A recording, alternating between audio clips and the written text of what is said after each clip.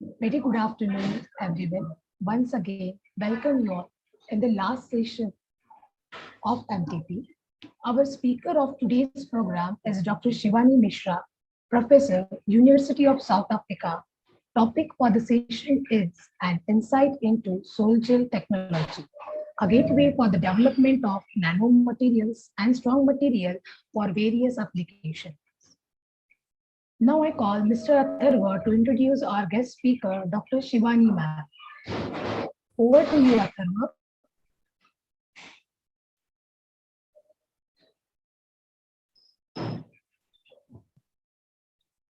Am I visible? So it is my honor to introduce today's eminent guest speaker, Dr. Shivani Mishra, who is an academic associate teaching and research of academic of nanotechnology and wastewater innovations at Johannesburg, South Africa. She received a master's degree in organic chemistry from University of Madras. Dr. Shivani Mishra has earned a PhD in chemistry. Dr. Shivani has won many awards, and some of them are UniSA's Principal Award Women in Research Leadership 2019, UniSA's Principal Award for an NRF Rated Researcher 2019. She was also nominated from ENI Award 2012, nominated for Department of Science and Technology South Africa for South African Women in Science Award 2012. Dr. Shivani has more than 1,000 reviews assignment completed. The list of major science publishers with ACS Elsevier, Taylor and Francis, Frontiers, Nature, RSC, and Wiley. Dr. Shivani was a member of many professional affiliations. Some of them are member of American Chemical Society January 2014 till date, member of South African Chemical Institute of SACI February 2008 till date, member of International Sol Gel Society July 2013 to June 2015, member of Indian Carbon Society India, and many more. Dr. Shivani ma'am has many publications to her credit. Few of them are book chapters, which are 40, and journal articles, which are 106.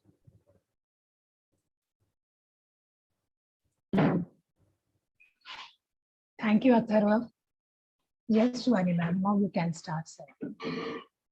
Okay, I wish to ask if I am visible. Yes, ma'am, you are visible. Your slides are also visible. Okay. Clear. Okay. First, I would like to thank the organizing committee for this opportunity to present my work in this event of recent advancement in nanomaterial and green technology for sustainable engineering. Thank you once again, and thank you the audience who have come to listen to me. So as I forgot the name, okay, Atharv, yes, thank you for introducing my brief profile. Now let us get on to this, the topic straight away, which is an insight into soil gel technology, a gateway for development of nanomaterials and strong materials for various applications. So before I start off with the talk, let us understand the market value of this technology.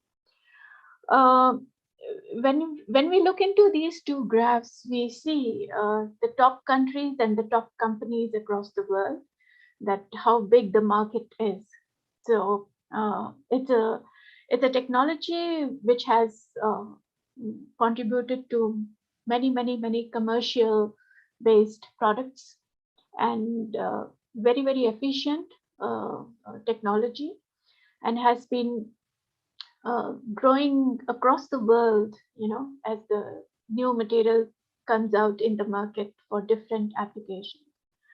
So if we see this picture, we would see that large amount of a large percentage, China, Japan, and USA, they are making use of this technology for their business purposes. And besides that, some of the countries like Germany, France, and South Korea, they are growing up into this utilizing this technology for different applications. Okay, so this was a scenario of the global market where soil gel technology has been used extensively. So now coming up to the the fundamentals, what exactly is soil gel technology? So it's a wet chemical technique. It's a wet chemical technique, which means like it's a liquid, uh, more or less it's like a liquid raw materials getting into the liquid product, and that further can be converted into, we can solidify into various uh, gels and all. So let's go to the fundamentals. So we have two terms here. One is sol and one is gel. So what is the difference between the sol and the gel? So the sol is basically a raw material. It's a mixture. It's a mixture. It's a colloidal solution. Okay, and it is basically made up of a solvent. It is made up of a metal oxide or a metal salt, and we need a little bit of water here, and that's all. Okay, so three basic precursor materials: water, the precursor metal oxide or metal salt, and a solvent. And sometime based on the application or where we want to use this, we may use either acid catalysis or the basic catalysis for this. But before jumping into those aspects of catalysis, let us first understand what happens. So when we have this mixture together and at the room temperature, when we just stir it for a certain amount of time, then it is then therefore converted into gel formation, okay, which is again a liquid. So sol is a liquid, which is a raw material. Gel is the product of that liquid. Okay, so now what happens? What happens in between? What is the basic reaction which converts the sol into gel?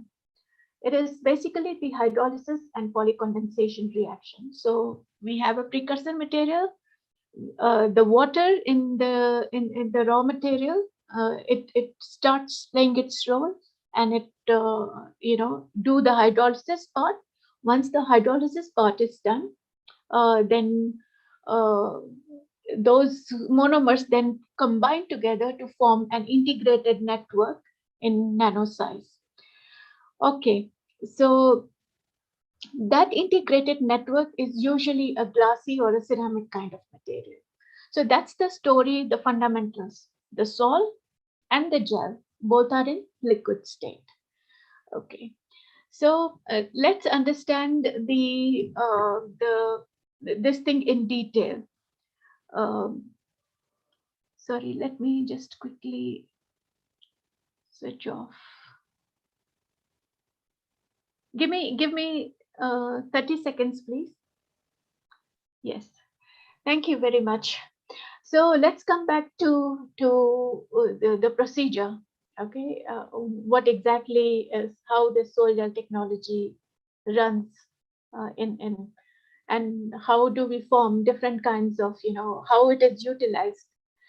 So first of all, as I said, there is a sol, which is a precursor, and then there is a gel, which is the outcome of this reaction.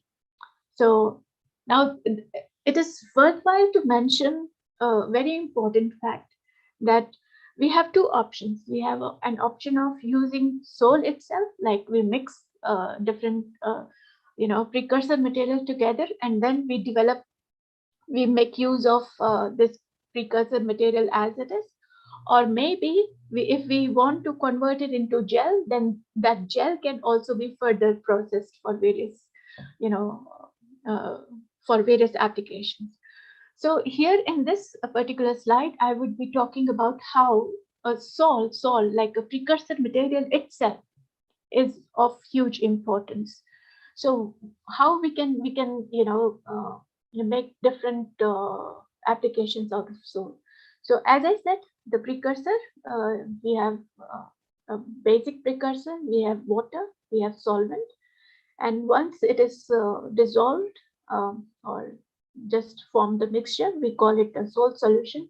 And that particular salt solution can directly be used for sol gel coating.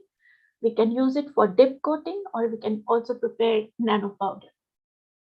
Okay, so imagine, like, just the start of the solution, and it is available for different purposes. Yeah. So the soul, how it is getting, I mean, how it is used for the soil gel spin coating.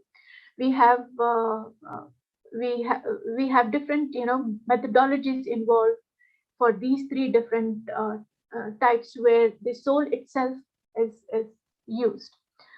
I'm writing here as a soul gel spin coating, soul gel tip coating, and nano powder. It can be confusing to some of the audience that although I'm speaking about the soul, but the final product is soul gel.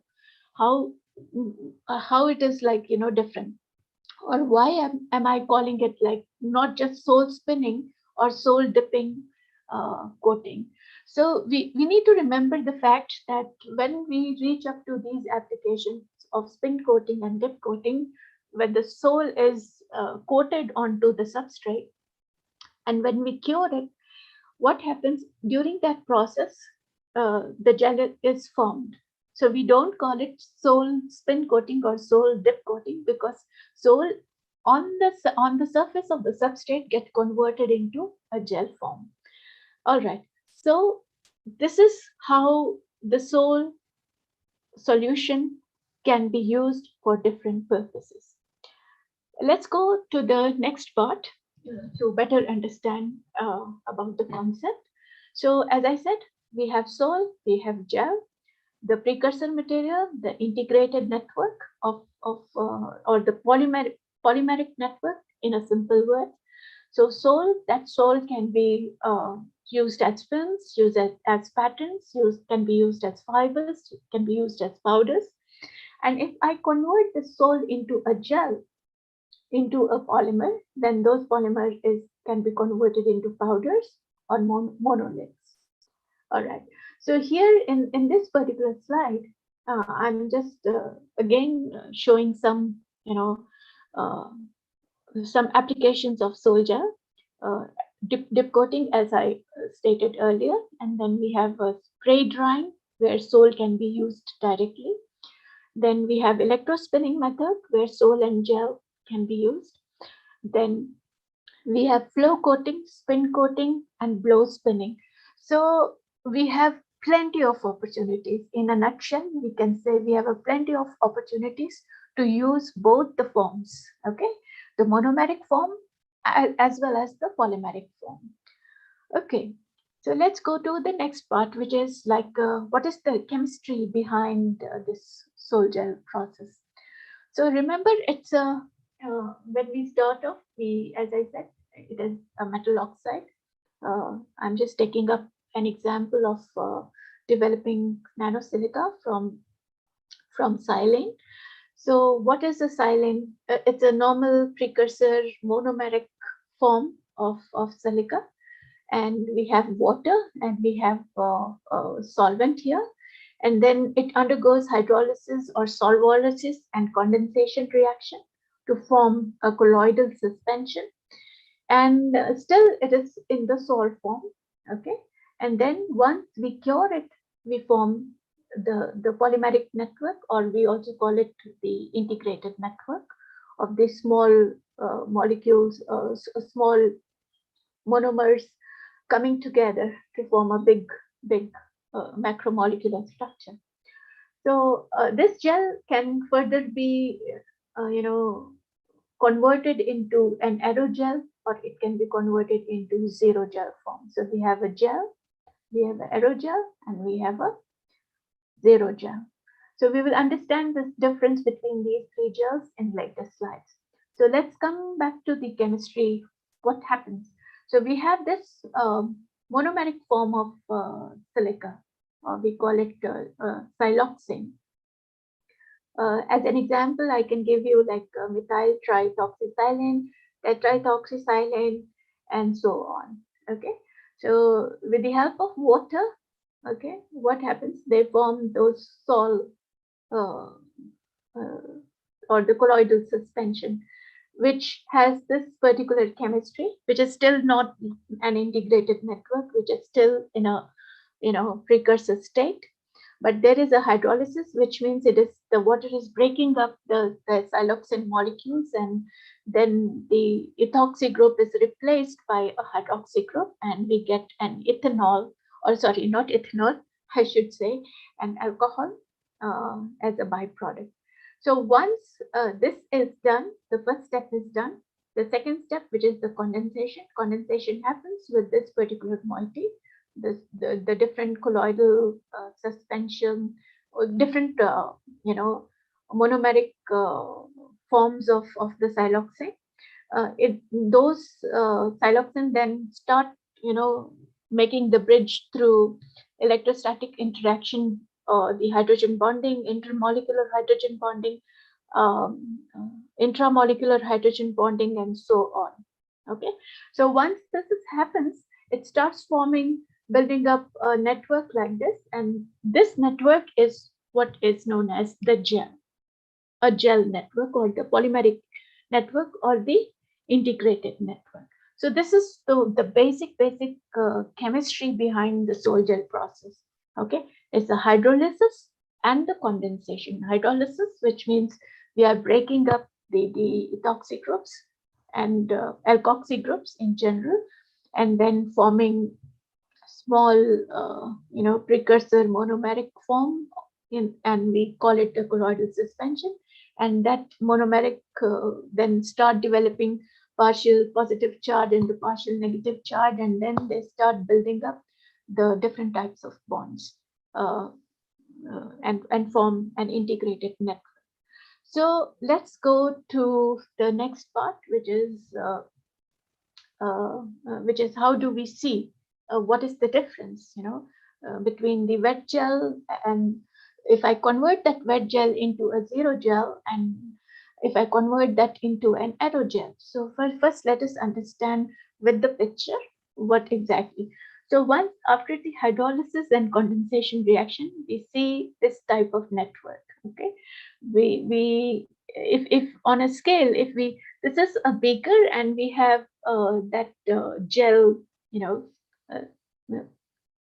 uh, the picture of a gel in the beaker.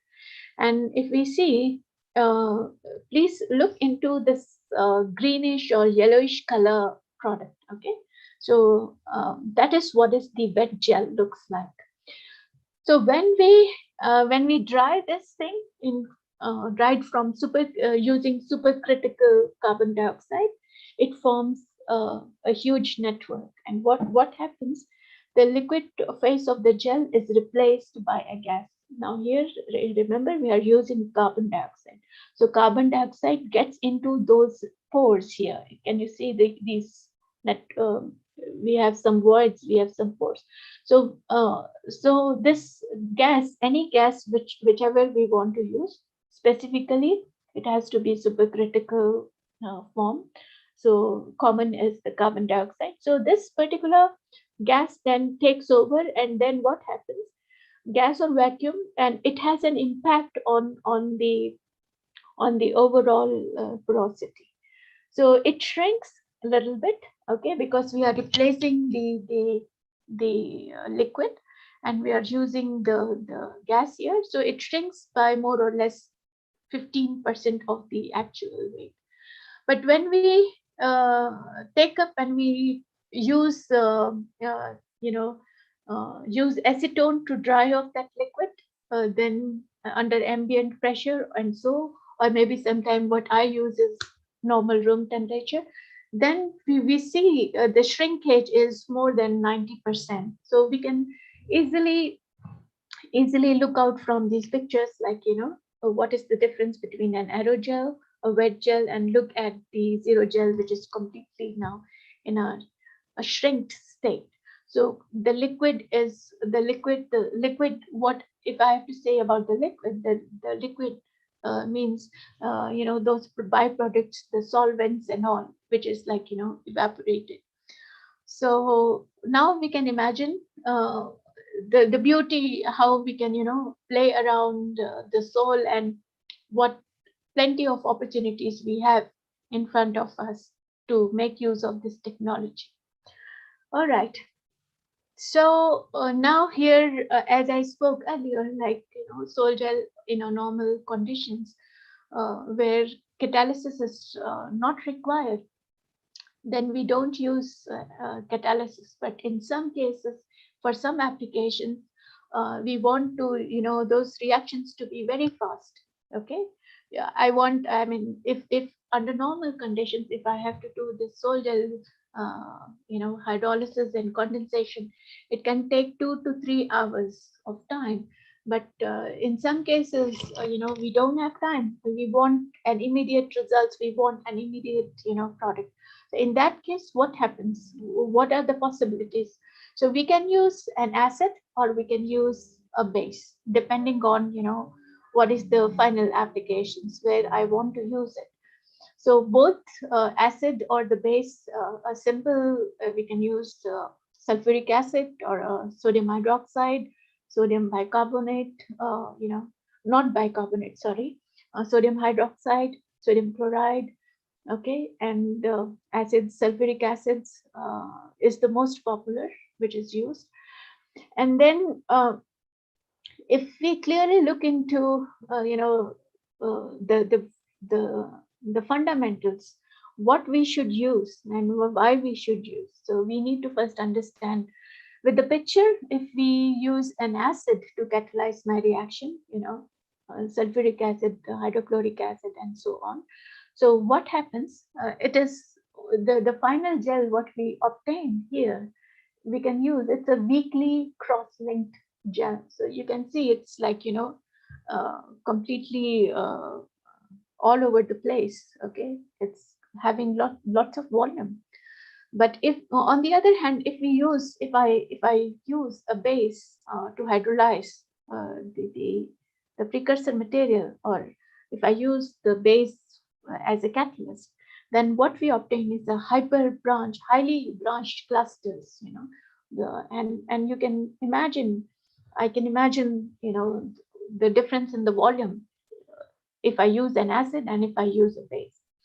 All right, so here comes the little bit of organic chemistry, little bit of mechanism. So what happens when we have the precursor silane? This is a base. The water acts as a base, and it's a nucleophilic substitution reaction. All right, and then it substitutes this part. Okay. I don't know how many of you are organic chemists, so I will not go deep into the organic chemistry. But yes, for your just general knowledge, I would say it's a nucleophilic substitution reaction, and we replace this this moiety with an OH, and that's what we get as a sol. And if it is a base catalysis, then we have hydroxide, as I said, sodium hydroxide, and then we use it's a more or less similar type of mechanism, the nucleophilic substitution reaction again. Yeah, so it's just the difference is like what is the attacking species. Okay, it can be a water. If it is an acid catalysis, or it can be a hydroxyl group if it is a base, but the fundamentals are nucleophilic substitution reaction. Okay, so let's better understand our typical structure at the acidic hydrolysis conditions. So if I use, an acid, so we see this sol, the sol molecules, or the particles, or I would say the monomers, they are just scattered all around in the beaker, and it takes a gel shape here, and then it becomes a zero gel. Now you can say it's almost a compact structure when we do acid hydrolysis. But on the other hand, if I'm using a base in the same reaction, I mean doing something similar, then we can see the zero gel form is much more different from the zero gel what is obtained in case of acidic hydrolysis. So zero gels in cases it's highly porous material, and it has an enormous surface area from 150 to 900 meters square per gram, and small along with very small pores of about 1 to 10 nanometers. So we can imagine, like, how we can fine tune at the reaction at the reaction time itself, how we can design in such a way that we can get the porosity in a particular range, or we are able to get a surface area in a particular range, and we can also direct the pore size using this technique.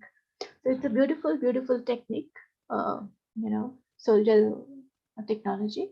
So here, just giving you a brief idea using transmission electron micrographs for wet gel. When it is used, when it is acid catalysis, when it is base catalysis, when it is base catalyzed colloidal, and when it is aerogel. So from in this slides, please focus on to this transmission electron micrograph. So we can see the difference, like how the wet gel under the big microscope, under the transmission electron microscope, we can have the particles of 25 nanometers, whereas whereas when we use a base catalysis, we can receive up to 100 nanometers, and if it is a base catalyzed colloidal solution, the salt solution, we can also have a particle size of 100 nanometers, and if it is an aerogel, then we can have something around 50 nanometers. So this is just to give you an idea, like, how under the microscope, although it when we do the reactions, it might not be visible to our naked eye, but when we do this technique, transmission electron microscope, we should be able to distinguish between, uh, what is the surface area, what is the internal structure of this material, what I'm making or I'm preparing through sol-gel technology. Okay, so now coming up to various factors that actually influences the whole process. We have pH, we have time, we have solvent, we have catalyst, we have temperature, we have agitation. Sorry. So as I said, it's we can refine our technology based on different parameters. We can alter the pH of the solution with the help of catalyst, of course.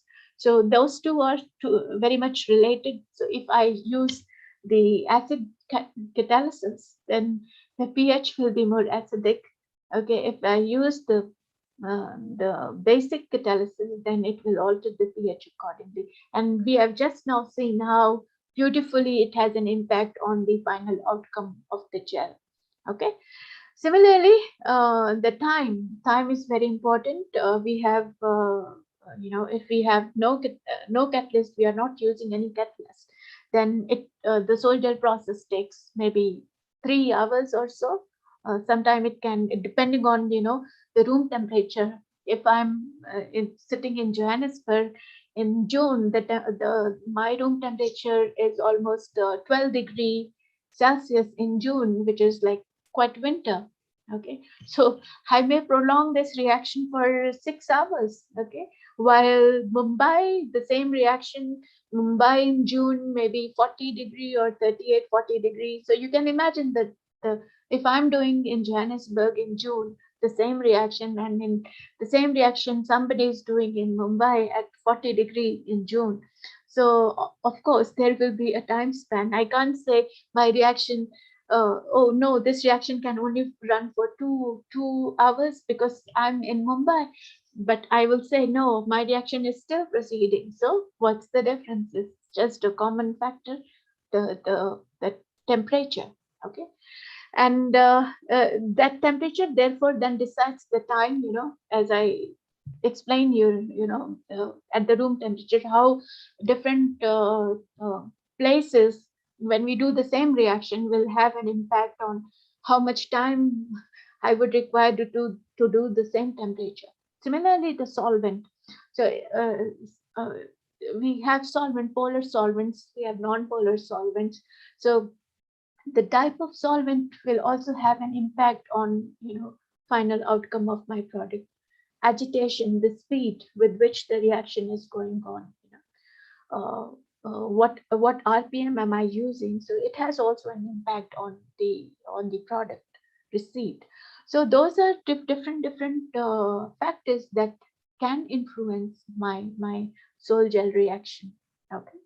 So and with the help of these different parameters, uh, I mean, I can beautifully play around, what I want, the type of final outcome of the gel. Okay, so here are some applications where the sol gel is used. It is used in constructions. It is used in catalysis. It is used in textiles. It is used in agriculture. It is used in biotechnology. It is used in nutraceuticals. It is used in medicines and cosmetics. Uh, to an engineering students, if I'm speaking to, so this is the science which is an application to an engineering. Okay, so it's not just when we do the constructions and when we do the catalysis. So it's a small little science which is giving a beautiful engineering products. Okay, so I will briefly tell you in my latest slides, my small little work, my small little contributions, and how I'm utilizing this and how relevant it becomes into the commercial sectors. Okay, let's go to the next part. Sorry, yeah. An important, uh, sorry, yeah, an important point here in this slide, when we talk about the sol gel, I forgot to tell you in the initial slides that we can have hydrolytic sol gel, which I have been talking about, which means I'm using water. But there is a possibility that the same process we can use without using water. So these are some applications where non-hydrolytic sol gel can be used. So those applications are nanocrystalline photocatalysis, encapsulated metal complexes, hybrid catalysis, catalyst support, grafted single site catalyst, porous oxide mixed catalyst. So please remember, there is sol gel with the water and there can be sol gel without the water. But we need to use something to replace water which can do the same work. Okay. All right. So this is uh, my work using sol gel technology. What I used is that I developed silicon carbide nanofibers using sol gel technology. So first, let us understand the fundamentals of silicon carbide. So silicon carbide, which means it has two elements. One is silica and one is carbon. So when I talk about silica and carbon and silicon carbide nanofiber, so out of silicon and carbon, one has to be in the nanoscale. All right. So sol gel process is a platform where I can make use of, develop nanosilica and infuse it into a carbon network. Okay, then that carbon I can derive from any carbon source. Okay, so let's do this particular chemistry. So we have the monomeric form, which is tetraethoxy silane, and hydrolysis and condensation reaction going on in here. So We develop that charge and at the oxygen, and then those small networks join together, as I said, the electrostatic interaction or the hydrogen bonding or so on. And those small little networks, they are known as the primary seeds. And then those primary seeds then further develop to form a big particle, or the, again, please remember, this is not a solid form, this is a gel form, this is a liquid form. We call it polysiloxane. Okay, this we call it a polysiloxane. We have a siloxane here and we have a polysiloxane here. So both of them are still in the liquid form. So what happens is that I formed this silica, and then I infused in this carbon network. This carbon I obtained from agriculture waste. I can obtain from, various carbon-based waste. And then once this is formed through polymer blending technique, what I do is that I do the carbothermal reduction at a very high temperature under inert atmosphere. And then what I get is the silicon carbide nanofibers. Beautiful silicon carbide nanofibers. Now, there are many applications of silicon carbide. It is used. It's used for space and defense applications, in developing, spacecrafts and all, because it has, antioxidant. It is oxidation resistant material, and it can withstand a very high temperature up to 3000 degrees centigrade. And it is used as a reinforcement for various carbon composites used for, spacecrafts and so on. So it's a small little amount. If we introduce into the carbon network, it gives a lot of beautiful properties that can be, utilized for defense purposes. There's another engineering application of silicon carbide, which I am currently involved, is that syngas production, or the Fischer-Tropsch, process, where the silicon carbide is used as a catalyst. But now what we are trying to understand is that because of the porosity and so on, it develops some local hotspots, and that has an effect on the final fuel what we obtain through FT processes. So how we can actually control this, or how we can refine silicon carbide to generate only one type of fuel through FT processes. So this is something which is getting into the chemical engineering part. Okay, next one is based on the similar concept. We used the wood pellets, the biomass from agricultural waste, and we converted into to biochar. And that biochar was then taken as a carbon source, and we infused in it the soil gel derived silica. But here we just played a role to introduce fluorine in its crystal lattice to understand how does it go. And it was not a very good result, because we never imagined that when we do the carbothermal reduction, the basic reaction will get us the hydrogen fluoride, which is very much very much harmful for silica. It just reacts with silica, and it just doesn't allow enough of silica to form silicon carbide. So we can easily see from this two photographs that this is the fluorinated one, and this is the fluorine. So just the fluorine, we used sodium fluoride here to get the fluorine into the crystal lattice, or into the network.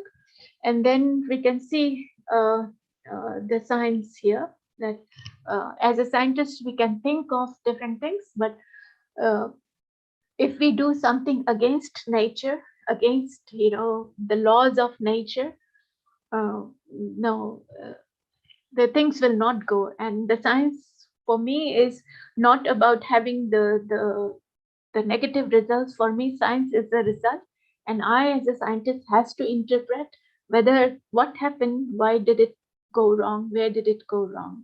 So for me, this was just my wild imagination, but yes, I could say that yes, there is a possibility. We can understand that if we introduce some element, some new element to the silicon, try to develop a silicon carbide with some kind of new element inside, it can impact the overall development of silicon carbide nanostructures.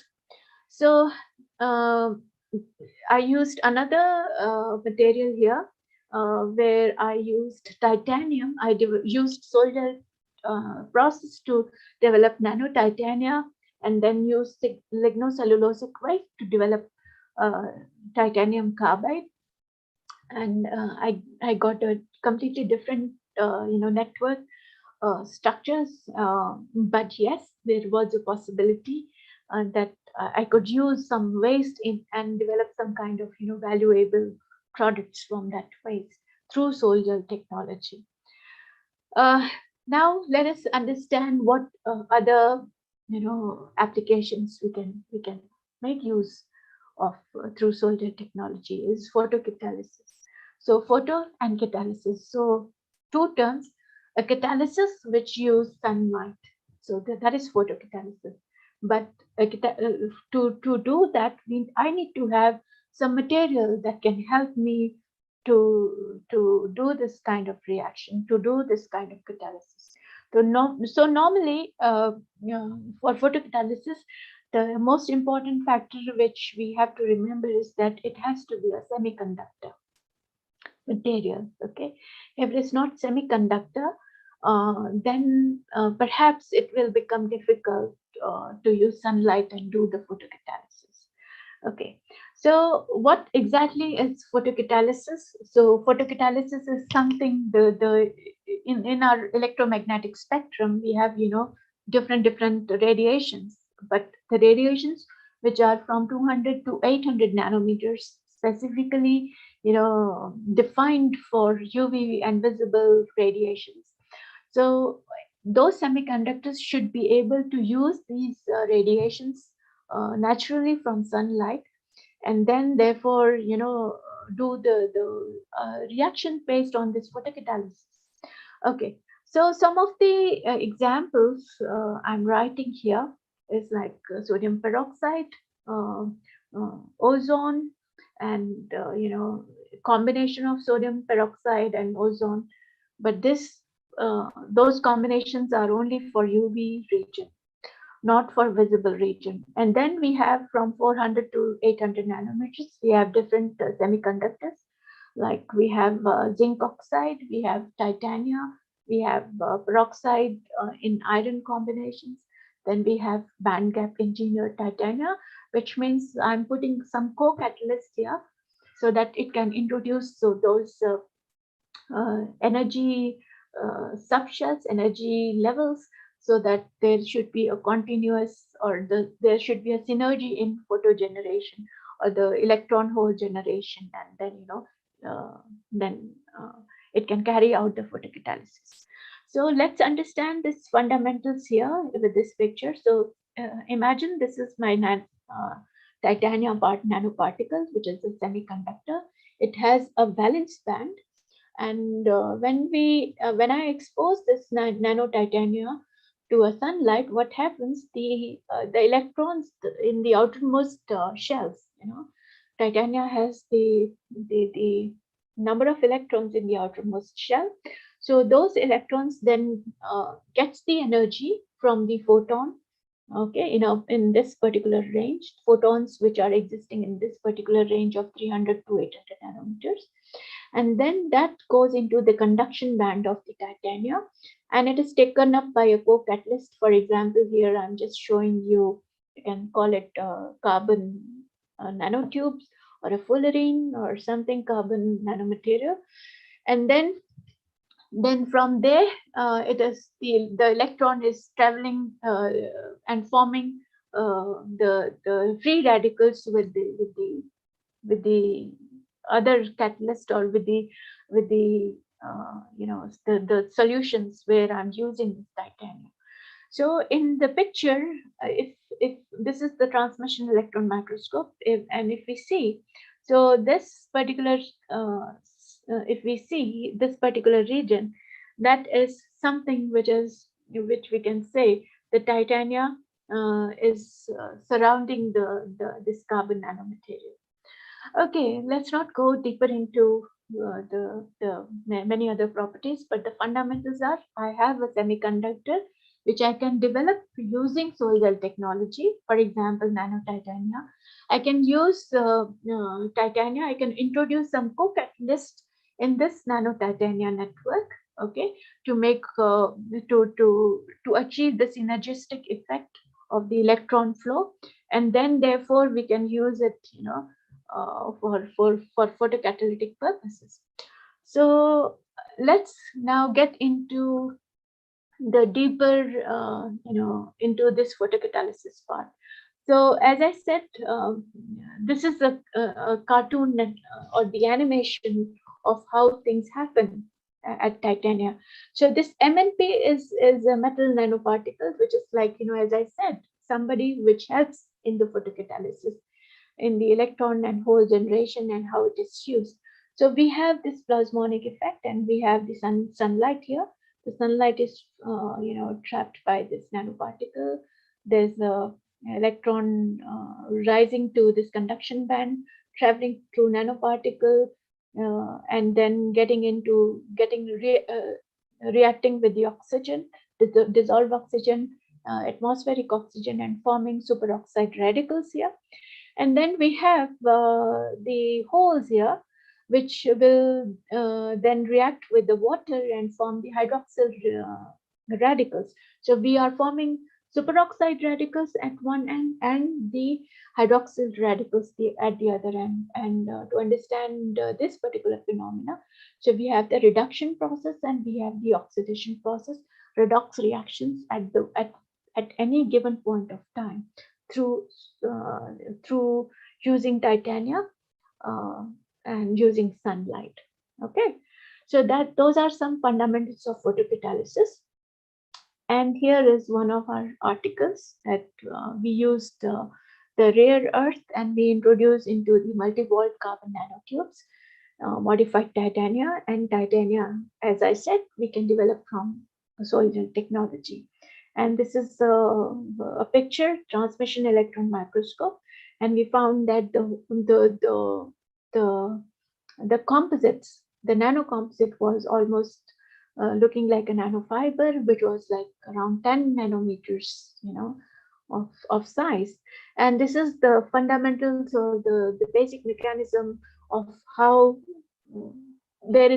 how we anticipate and how we have to prove it using various techniques that this is happening in photocatalysis.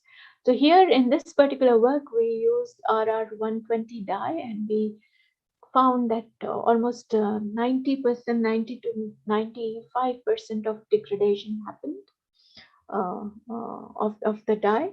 And remember, we can play around different factors, as I said, like pH, and we can time and temperature and so on, and then we can manipulate around this particular system to check out what is the final outcome of our designing and so on. So this is one of our recently published work, not so recent, but yes, not so old. Some of the other applications here are titania and light, and we have the oxidation reduction, as I mentioned earlier, and made you aware that how we can use this titania, and the material developed for photocatalysis can be used for air purification, water purification, as a coating in car, in side mirrors. We have a residence interior where we can use. Remember, titania is a self-cleaning agent, so we can have in our residences also, even in the fridge. If we see, we open the fridge, and then we have those coatings where we can find network of Titania because it helps to kill the germs inside the fridge as well. And we have in agriculture, we have medical, we have water splitting. We are used for energy conversion, printing, road residences, electrical appliances, and so on. So imagine so many engineering applications, I would say, environmental applications, engineering applications, medical applications, where we can use this technology. So this is one another, just to give you an idea about like, how it is used in the medical thing. So we have the sol gel reagent, we are converting into the gel formation. And then once the gel is formed here, then what we do is that we can introduce some antibacterial elements which can provide me antibacterial effect, like copper, like zinc, like gold, like silver, and so on in certain amount. And then therefore once it is formed, once the network is formed, I have to then deposit, for example, this is uh,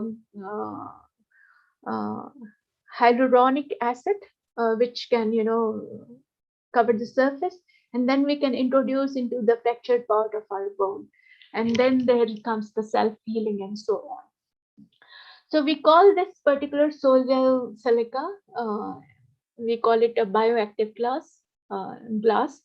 And then this bioactive glass is mesoporic, and we can use it for bone generation, soft tissue engineering, coating, angiogenesis, nanocarriers for gene delivery, hemostatic agents, and so on. So this is the beauty of sol gel technology. It's like, how beautifully we can, make use of this technology in the medical science as well. Another application is sol gel. I mean, we can prepare 3D ink for 3D print, and we can make use of the that ink for the optical quality glass.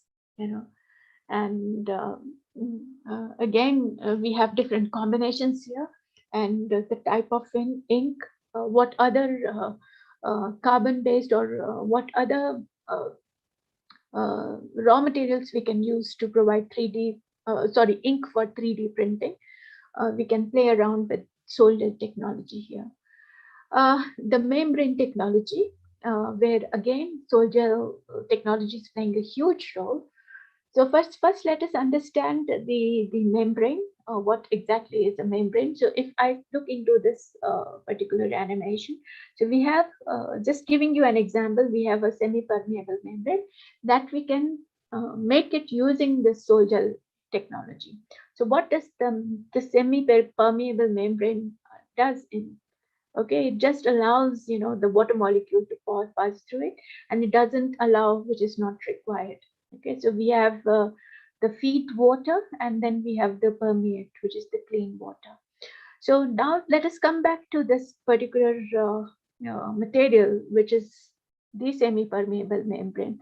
So semi-permeable membrane is can be derived from silica, nanosilica, and again, depending on what type of water cleaning has to be done, we can just play around these materials, and then we can offer a solution and make use of very effective material.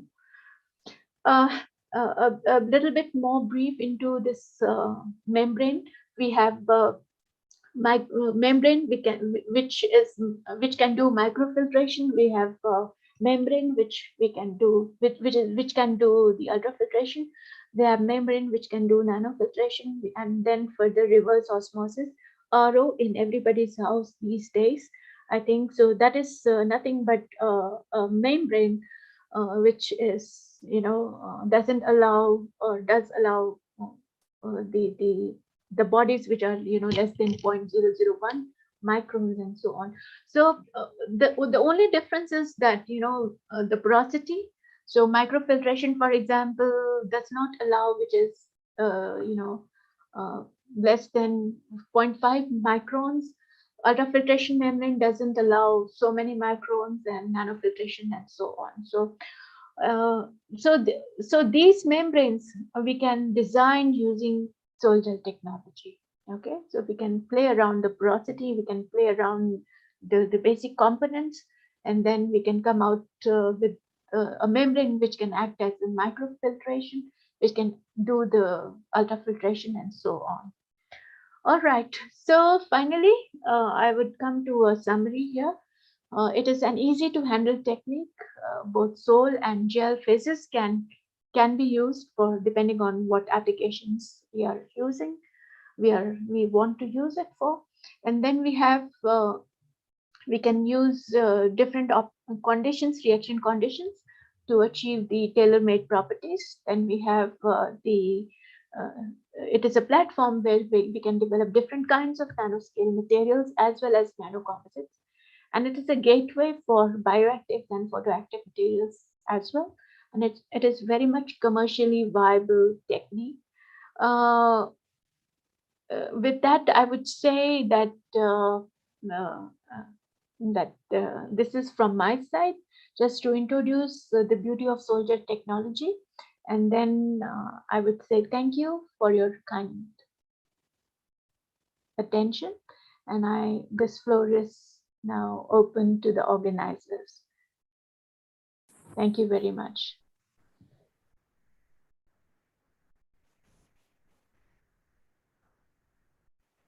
Thank you, madam. It is my privilege to propose vote of thanks on this occasion.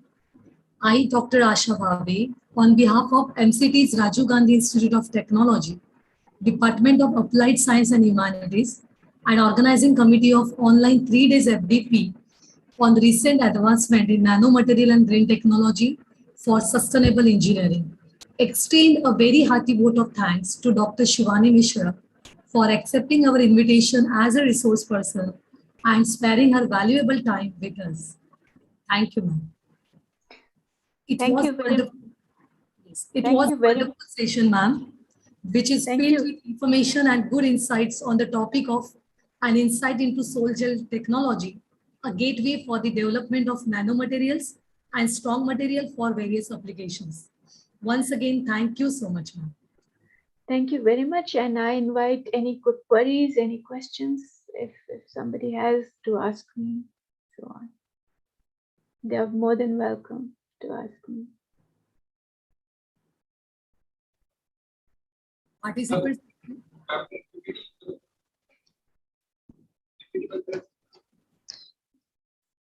Yes, ma'am. Really, the session was very interesting and enlightening, very informative. Let me check for the questions in chat box.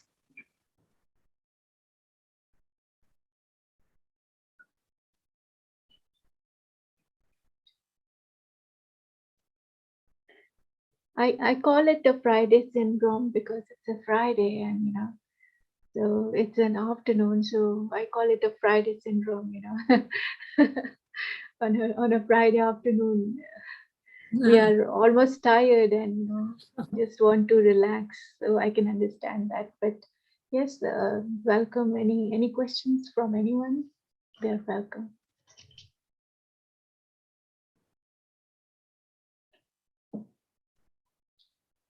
Yes, participants, if you want to ask any question, then you can ask.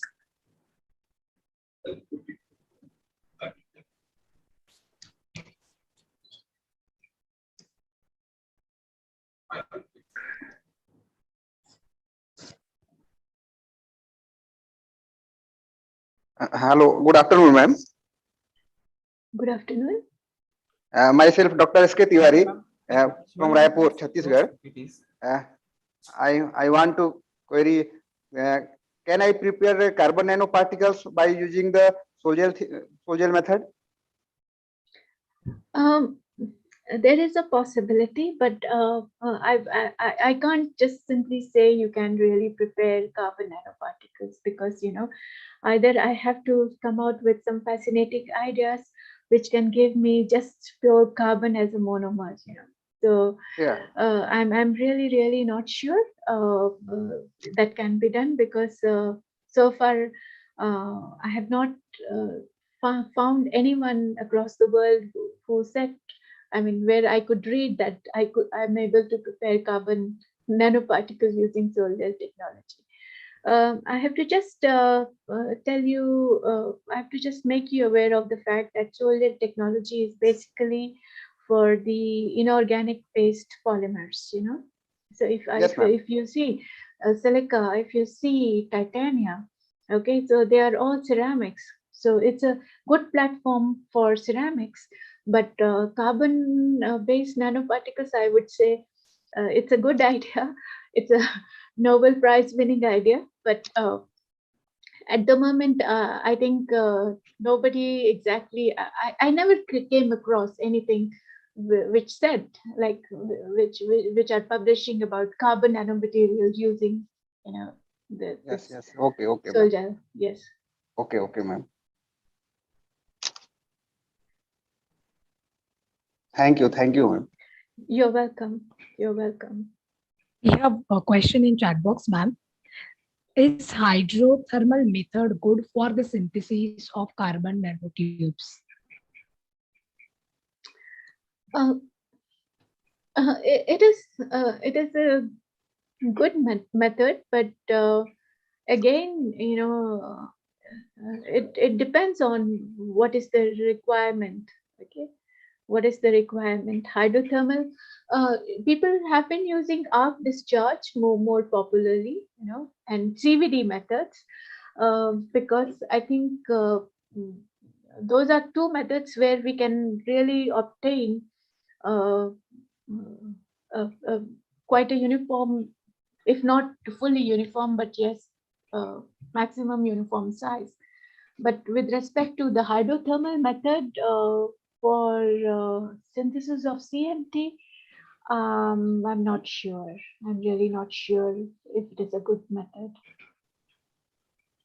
Okay, But ma'am. yes, my advice would be that better go with CVD or arc discharge. But yes, you can use CNT maybe, you know, to develop any, you know, any composite with some other using hydrothermal method. Any composites using you know. I hope so, Ramesh sir, satisfied. Yes, participants, one hand is raised. Let me check. There's one Mr. Dr. Mahesh. Mahesh Yeah. Satam. Yes, sir. Mahesh sir. Yes, sir.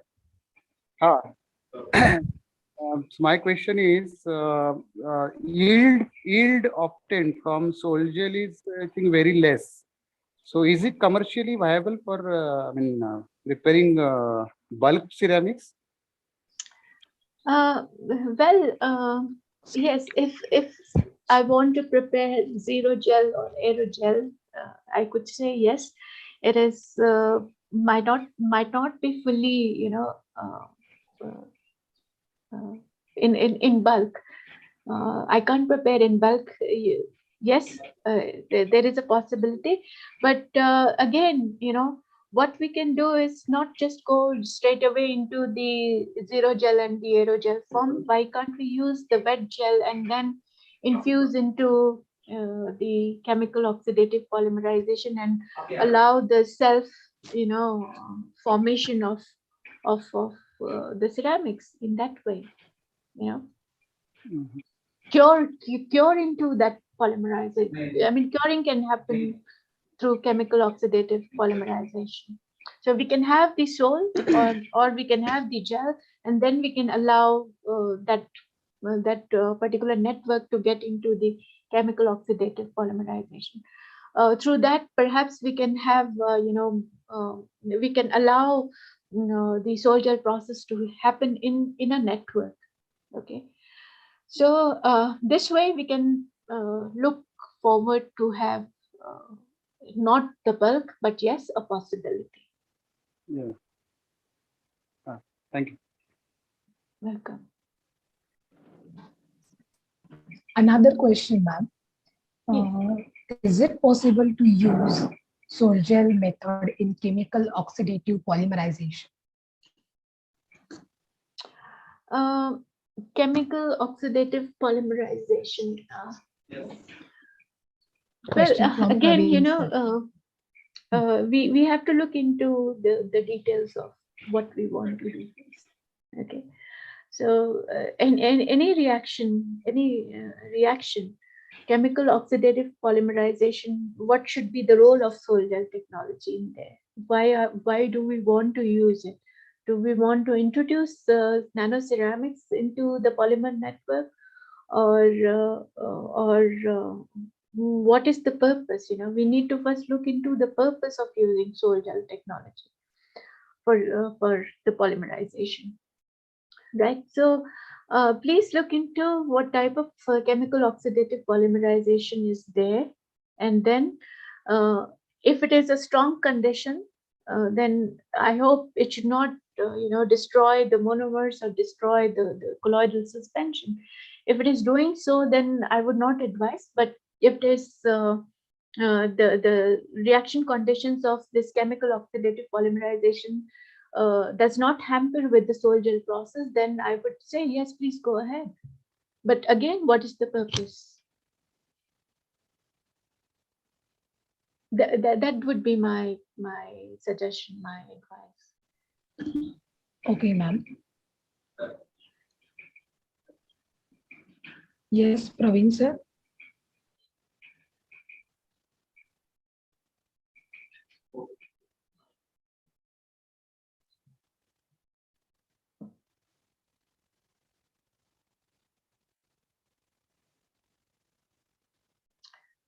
He's muted. Dr. Praveen, you are muted. Ma'am, Shivani ma'am, can you please adjust your camera? I don't know.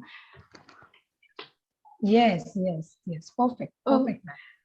Perfect, ma'am. I'm really sorry for. Perfect, ma'am. Yes, perfect. Thank you, ma'am. Welcome.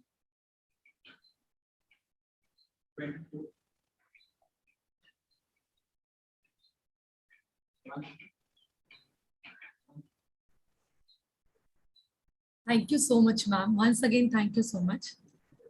You're welcome. Yes, I think the queries are over now. Okay. Thank you so much, ma'am, for accepting our invitation as a resource person and giving your valuable time with us. Thank you once again. You're more than welcome. It was my pleasure to deliver some of the knowledge which I have, and then I hope people have benefited from that. And Yes, ma'am. Lot of comments are there. Nice and informative session. You're welcome. I like your PPT. All are very informative and diagrams special. Thank you very much. Thank you. After this session, ma'am, we will have a valedictory function. For that function, we will wait for 10 minutes more. Okay, no problem. And No problem. after that, we will continue. Thank you.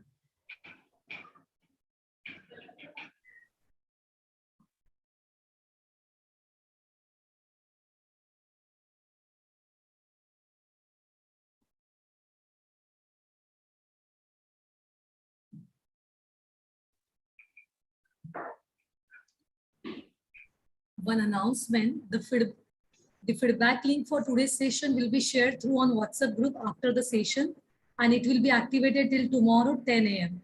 All the participants are requested to submit feedback as soon as possible. Yes, ma'am. Thank you, Asha. Okay, ma'am. Okay, ma'am.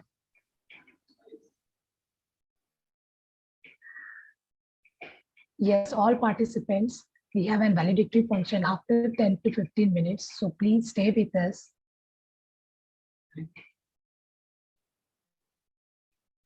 If you want to ask any doubts, then please free to ask.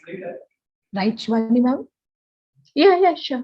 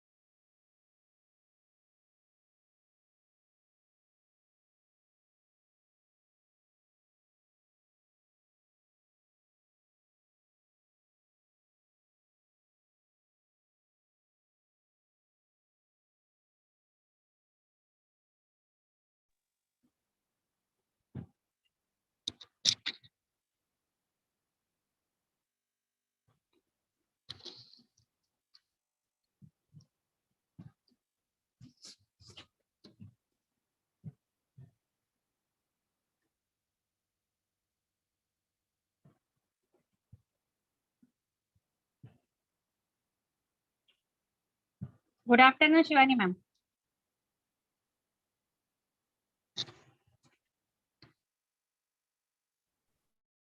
Good afternoon. Good afternoon. Hello, Shivani ma'am. May I introduce? She is our head of department, Dr. Kiran Chaudhary. Yes, yes. Yeah.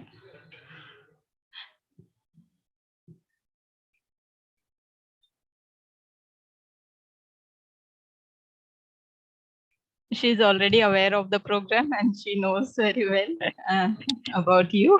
So I thought let me tell you about her. Yeah. Thank you. Yeah. Thank you. And within a few minutes, I may say, our vice principal sir is going to join the meet. And Sure, sure. Because of some urgent meeting, it is our principal sir is not able to join.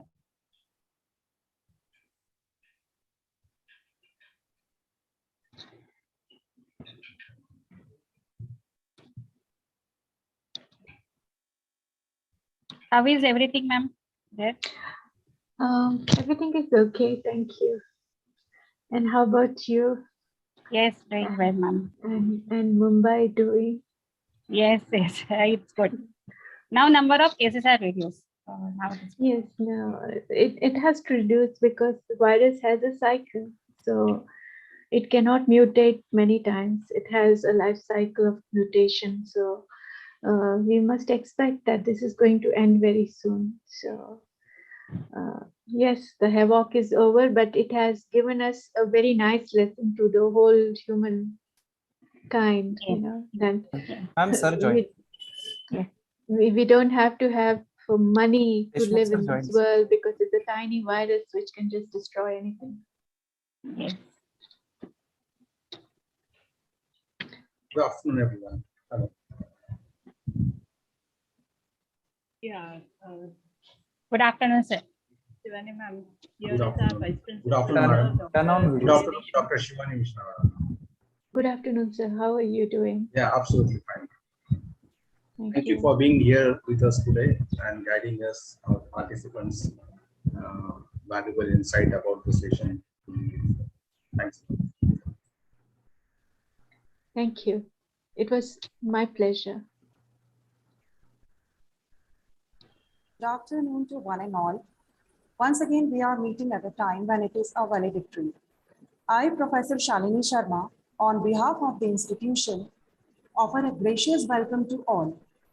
I feel privileged to extend my warm welcome to our chief guest, Dr. Shivani Mishra. Today, we have completed our 3 days STTP on recent advancement in nanomaterial and green technology for sustainable engineering successfully.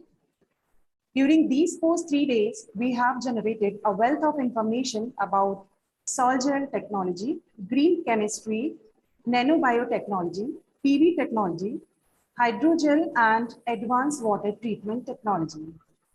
To get the detailed glimpse of 3 days STTP, I would like to invite coordinator of this STTP, Dr. Neeta Kapse ma'am. Over to you, ma'am.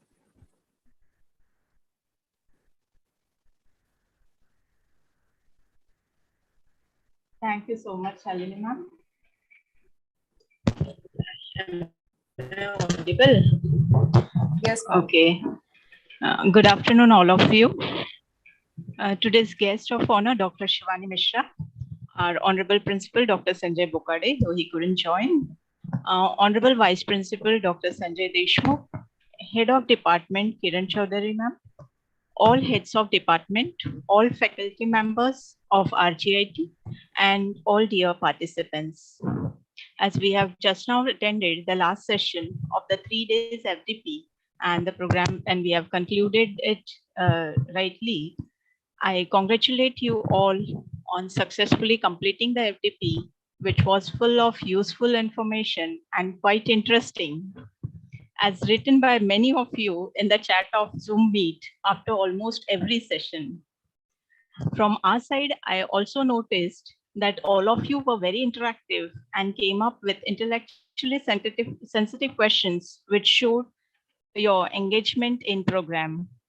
I thank you all for that kind support.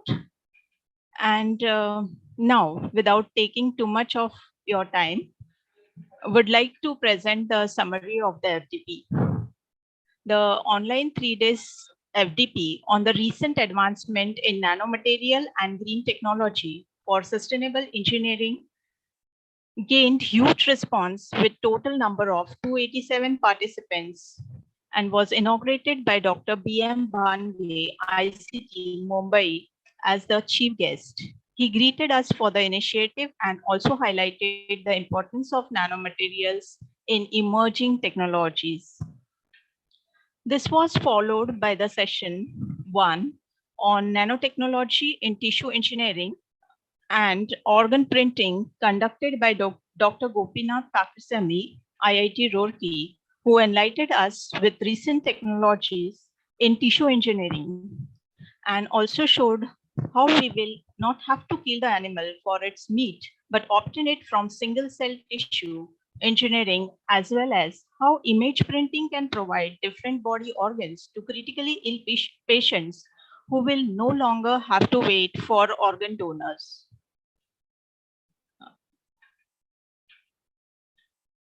I will continue with this. And the day 2 was, this was followed by the session 2, which was conducted on introduction and approaches to green buildings by Dr. Nisha Netham, NIT Raipur, who took us really to a cool world while giving us presentation on green building to convert the current and new buildings into much comfortable and energy efficient ones. Day 2, session 3 was engaged on simple routes for the synthesis of the synthesis of nanomaterials by Dr. Vimal Chandra Srivastava, IIT Roorkee, who thoroughly briefed us about various methods for synthesis of nanomaterials, which can be easily carried out in laboratories, and also assured to extend his help if required to anyone with a similar interest. Day 2, session 4 was on maximum power extraction from PV system by Dr. Dushmanta Kumar Das, NIT Nagaland. So shared explained all details of working of PV systems and challenges with it. Day 3, session 5, conducted on carbon emissions to the atmosphere and recent technologies for reduction by Dr. Suresh Pandian, IIT Dhanbad, in which he highlighted the present and future challenges to climate by the carbon emissions and explained various innovative techniques to reduce carbon emission. Day 3, session 6, conducted by Dr. Shivani Mishra, now professor at University of South Africa, on an insight into soil gel technology, a gateway for the development of nanomaterials and strong materials for various applications. The title itself speaks clearly about all what was covered here. Dr. Shivani covered every details of the soil gels and its applications. This was all about the program. Finally, I would like to express my sincere gratitudes to all speakers, participants, our principal, Dr. Sanjay Bukade, Vice Principal, Dr. Sanjay Deshmukh, Head of Department of Applied Science and Humanities, Dr. Kiran Chaudhary, for their kind support, all teaching and non-teaching staff members for their help from time to time. Last but not the least, I thank all members of the organizing team. Good day. Thank you.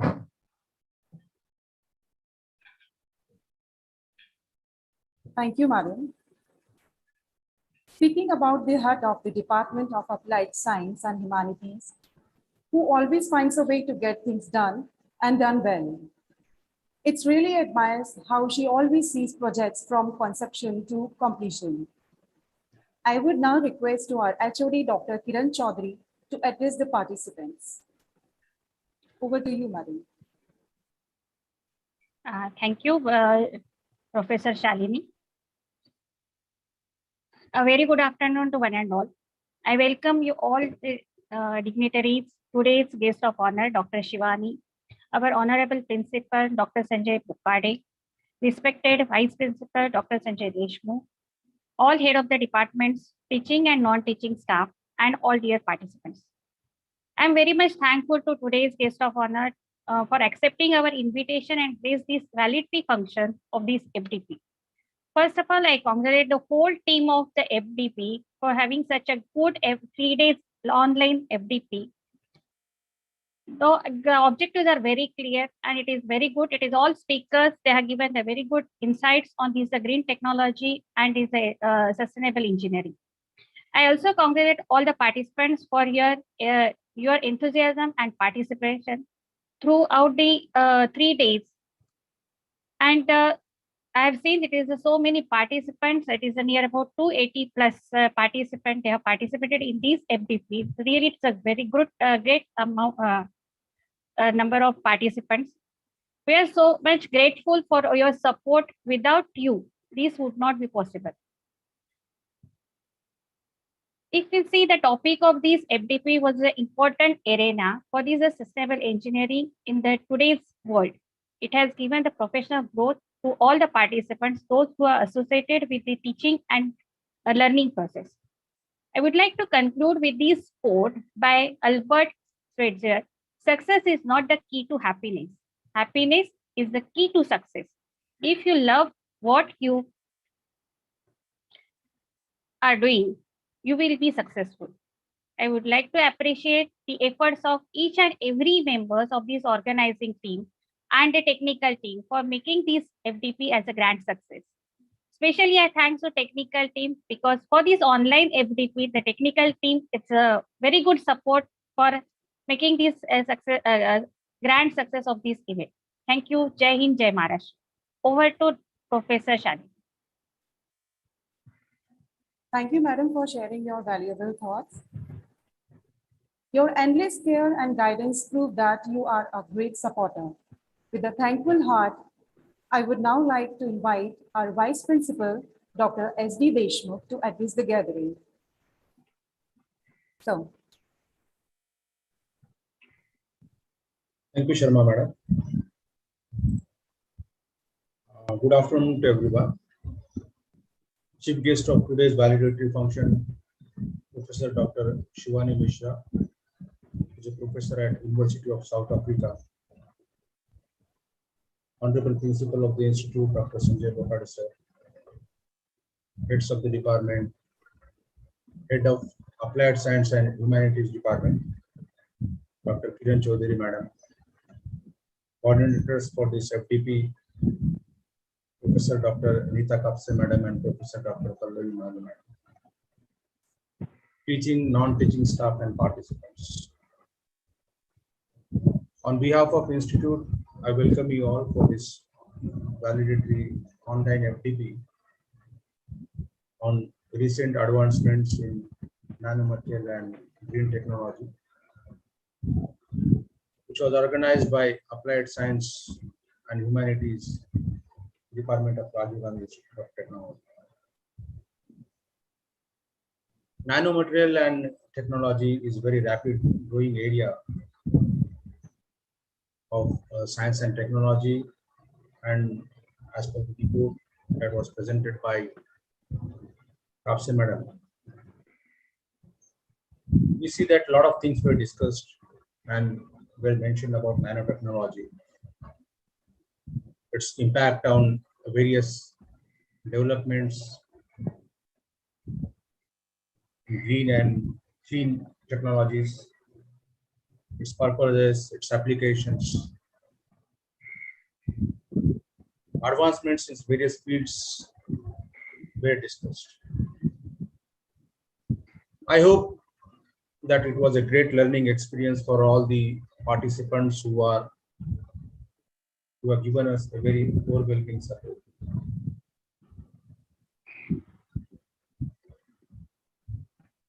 I, on behalf of the Institute, would like to appreciate the efforts of Applied Science and Humanities Department, the head of the department, Dr. Kiran Chaudhary madam, the coordinators for the FDP, Dr. Anita Kapse madam and Dr. Pallavi madam, and all the staff of the department, teaching and non-teaching staff of the department for very successfully organizing this activity. I will also like to thank and offer my sincere thanks, on behalf of the Institute to chief guest of today's function, Dr. Shivani Mishra, Madam, Professor at South Africa, for her presence today and providing her valuable insights on the topic. As Neeta Kapse Madam mentioned, that almost all, very relevant and applications were covered by Madam. I will also like to offer my sincere thanks on behalf of the Institute to all the eminent speakers for sharing their experience and knowledge to the participants during the session. I finally would like to again thank the participants for their active participation in this session, in this activity. This activity was never possible without you. Thank you all. Thank you so much. Over to you, Madam.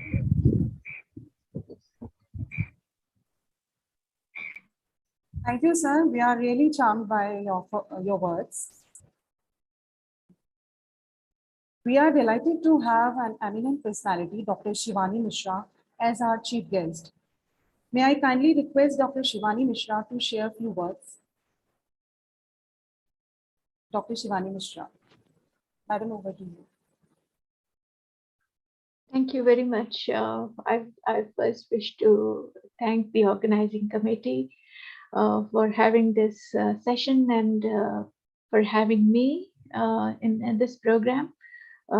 It was a great opportunity to share my views and a little bit what I have done in my life towards sustainability, I would say.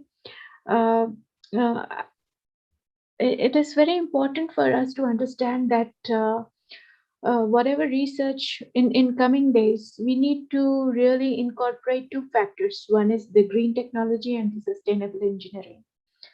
Because it's the time, I would not say the time has come, but the way we have misused our environment to build up the corporate sector, environment is becoming a challenge for us. So it is very, very important to develop the technology which is green and which should be sustainable. And this is, whenever we do research, we need to take care of the fact that we try to incorporate in our research different sustainability concepts with respect to either we are using the green methods to prepare the products, or our products which are prepared are green. So the sustainability concept is just a part and parcel of one small input, which is the environmental input from the scientist point of view, but it has an impact on the society. It has an impact on the future. So I think it is very important that the FDPs, such FDPs, should be organized by various institutes, because we need to come out with various ideas. We need to share our experiences, and we need to come out with with an effort to contribute knowledge to whatever has been done, and how we can improve on the existing systems, and how we can improve on the future of the science and technology. So it is very, very important. And what I learned from various dignitaries, like the participants who have been speaking about tissue engineering and synthesis of nanomaterials, or the power from photovoltaic systems and so on. So I think it is very important that when we do research, we need to incorporate the sustainability concept, so that we can come out with plenty of ideas. And the sustainability concept is, I would say, it has to be promoted. It has to be promoted in our research. It has to be promoted in our basic concepts, right from the bachelor's degree. how we can think of, because it needs a critical thinking. We need to correlate the sustainability, the green concept, with the fundamentals of science and engineering, and then how we can play around to bring our new ideas. And I foresee huge business ventures in this particular area. So I think it was a great initiative by the organizers, by the institute, to come out with this kind of concept, so that people must learn. Although I did not speak much about sustainability, because I just chose one simple topic of sol gel just to make you aware of, now I realize that if I would have incorporated some sustainability concept into sol gel technology, it would have been much better presentation from my side. But anyways, perhaps maybe in future I can think about it. But anyways, I would say it was a great initiative and a fruitful session, and we learned a lot from each other. And I think not taking much time, I would say thank you very much, and please keep up doing some good work for India, and just make our world a better place to live. Thank you very much. Thank you, madam, for sharing your knowledge. Your words were full of enthusiasm and valuable for us. Thank you. We have a few participants of this STTP who wants to give their feedback. So I would like to call them. Our first participant is Dr. Charushila Deshmukh, professor in Vidyavati Mahavidyalaya, Amravati. I'm 1 meter. Yeah, okay.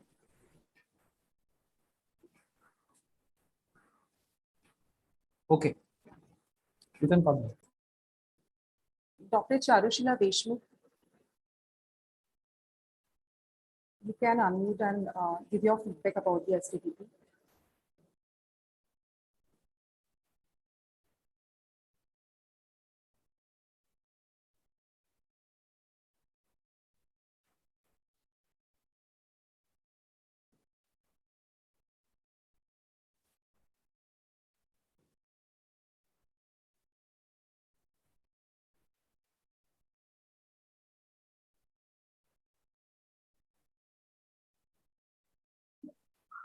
Ma'am, next, please. I think she's not. Yes, Sharon, ma'am, next, please. So, okay, our second participant is Dr. Tambe, professor at Luni. Dr. Tambe.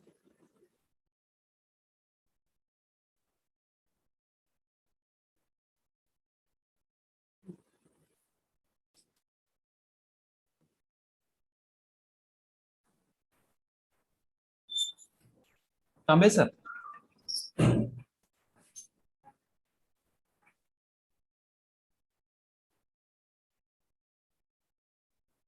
Tambe, sir, you can unmute and start speaking.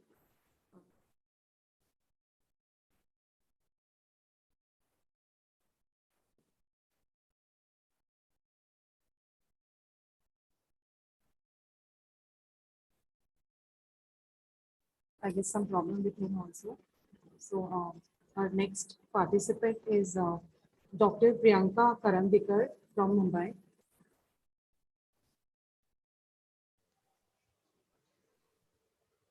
Yeah, hello everyone. First, I would like to congratulate the entire team of RGIT College for successful completion of this FDP. I was delighted to be the part of this amazing and very informative FDP. The whole program was designed and very well planned. Thank you all the speakers for enlightening us with their respective content. I would like to say the topic based on nanomaterial given by Dr. Gopinath and Dr. Vimal Chandra were very informative. The topic based on PV system, green building, carbon emission, that was also really contentful and useful. Thank you. Thank you so much to all RGIT team. Looking forward to more session with RGIT. Thank you so much.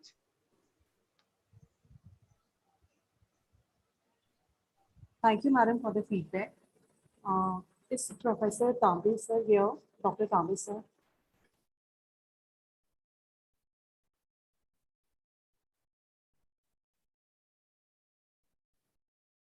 Okay, I think he's not here.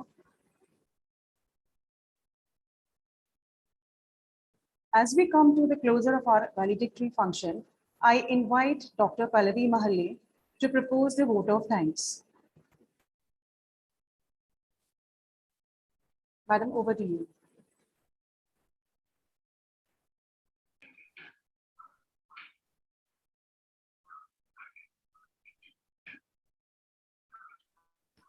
Good afternoon to all. It's my honor to offer a vote of thanks on this occasion. On behalf of MCT, Rajiv Gandhi Institute of Technology, Mumbai, and Department of Applied Science and Humanities, on behalf of organizing of online 3 days faculty development program on recent advancement in nanomaterials and green technology for sustainable engineering. On my own behalf, extend a very hearty vote of thanks to respected eminent speaker, Dr. Shivani Mishra, for accepting our invitation as a resource person and guest of honor for today's valedictory function, for giving wonderful session and sparing her valuable time with us. Thank you so much, ma'am. We are also very much thankful to the management of our MCT Rajiv Gandhi Institute of Technology, Mumbai, and our beloved principal, sir, Dr. Sanjay Bokare, for giving us opportunity to organize such a great and successful program at our institute. We are also thankful to our Vice Principal, Dr. Sanjay Deshmukh, sir, and Head of Applied Science and Humanities Department, Dr. Kiran Chaudhary, ma'am, for constant motivation and guidance throughout the FDP. I would like to express my sincere thanks to our FDP coordinator, Dr. Neeta Kapse, ma'am, for her profound and determined work. Thank you very much to all our eminent speakers who spent their appreciated time with us and share a great knowledge and a lifetime experience with us and with all the participants. Hope all these sessions will be helpful to all of us in future also. I also express my sincere thanks to all the participants who are participated actively in all the sessions during the complete FDP. I hope you all have benefited from this FDP. I'm also thankful to our organizing team, Professor Shalini Sharma, ma'am, Dr. Asha Bhave, ma'am. Special thanks to our technical team, Professor Deepak Gaikar, sir, Mr. Rajendra Salunke, sir, Akash Tandel, Abhijit Dese, and our anchoring team, Mr. Atharva, Ms. Seher, and Mr. Chirag. Last but not least, I am also thankful to all my colleagues, teaching as well as non-teaching staff members of our institute, for all the supports during the FDP. It would not have been possible without everyone's supports. Thank you very much, all of you. Now, we will conclude the valedictory function with the national anthem. I request everyone to stand for national anthem. Once again, thank you very much. I also request our technical team to play the national anthem.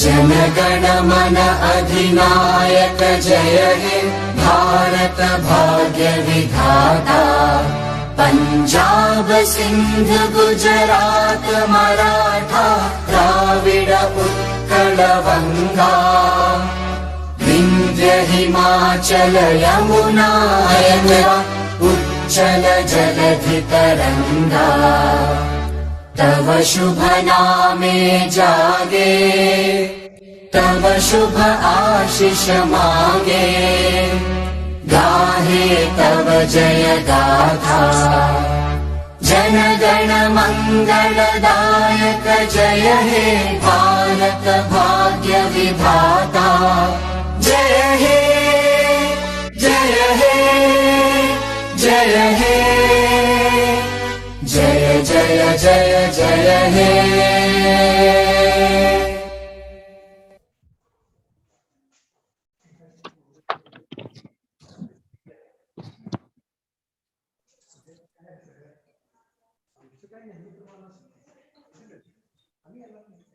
Again.